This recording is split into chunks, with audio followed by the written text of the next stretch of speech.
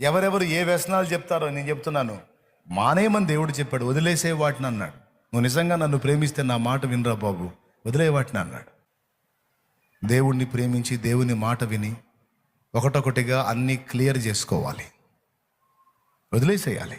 నువ్వు ఎంతగా విడిచిపెట్టి దేవుని మాట వింటావో, ఈ 7 వాగ్దానాలే కాదు, ఇట్లాంటి అనేక వాగ్దానాలు నీ సొంతం.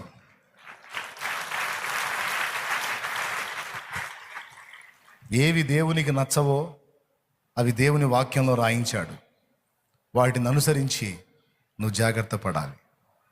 ఇది నా దేవుడికి నచ్చదు, ఇది నా దేవుడు ఒప్పుకోడు, ఇలా చేయొద్దని చెప్పాడు నా దేవుడు, నాకు ఇది తగదు, నాకు ఇది పనికిరాదని నీకు నువ్వే బుద్ధి చెప్పుకొని, నాకు బలమీ అయ్యా, ఈ పాపాన్ని, ఈ శరీర క్రియని, ఈ తప్పుడు జీవన విధానాన్ని మార్చుకునే బలము నాకు ఈ ప్రభువా, నేను దాన్ని వదిలేయాలనుకుంటున్నానని విసర్జించి నువ్వు నిలబడగలిగితే నా దేవుడు సిద్ధపరిచినవన్నీ నీకే.